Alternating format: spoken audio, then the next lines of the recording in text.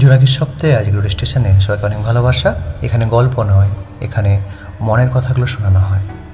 আজ তোমরা শুনবে নারীর প্রেমে মাতোয়ারা।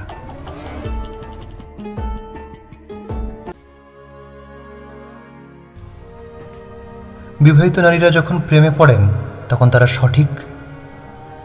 তারা ঠিক ততটাই প্রেমময় হন যতটা প্রেমময় হয় কুমারী মেয়েরা। প্রেম তো বিবাহ বা কুমারিত্ব বোঝে না, তাই না? সে দেখে শুধু মনের আয়না, শুনে হৃদয়ের রাগ রাগিনী। বিবাহিতা নারীরাও সমাজের চোখ রাঙানি এড়িয়ে করে যান প্রেম একটা অমূল্যতার মতো।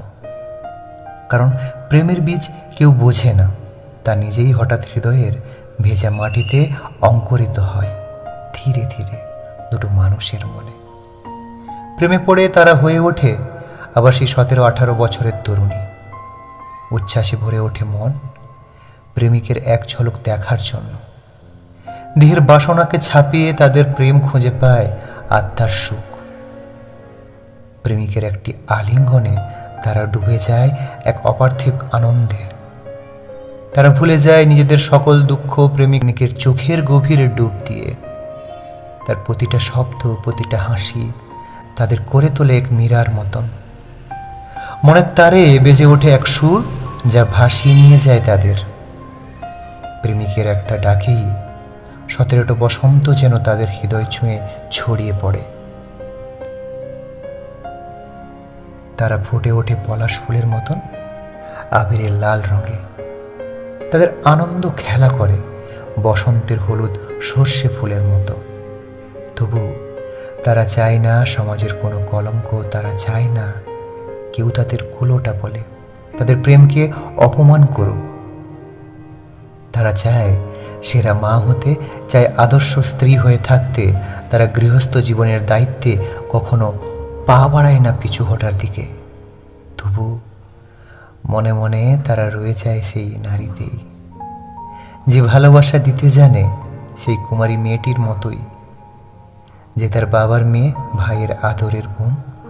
তারা চায় প্রেমিকের প্রত্যেক ব্যথা লুকিয়ে রাখতে নিজেদের আঁচলে। প্রার্থনার প্রতিটা মুহূর্তে চায় তার সুখের আশীর্বাদ। কিন্তু কুমারীদের মতন তাদের প্রেমের স্বপ্নের কোনো পূর্ণ ঠিকানা থাকে না। তারা জীবন চালায় এক অদ্ভুত ভারসাম্যে, এক চাকার গৃহস্থ জীবন আর এক চাকার প্রেম। নীরব রাতে নিঃসঙ্গতার ছায়ায় তারা স্বামীর পিঠে দেখে প্রেমিকার সুখ। তারা চায় প্রেমিকের সান্নিধ্যে জীবনের প্রতিটি কঠিনতায় খুঁজে পেতে শান্তির এক টুকরো ছায়া। কুমারী মেয়েরা প্রেমিকের সঙ্গে বেঁধে নিতে চায় সংসার, আর বিবাহিত নারীরা প্রেমিককে হারাতে চায় না। তারা বাধা পড়তে চায় বিশ্বাসের ডোরে, গ্লানির আগুনে প্রেম উৎসর্গ না করে। তারা নিঃস্বার্থভাবে ভালোবাসতে থাকে বিশ্বের সকল প্রেমিকাদের মতোই।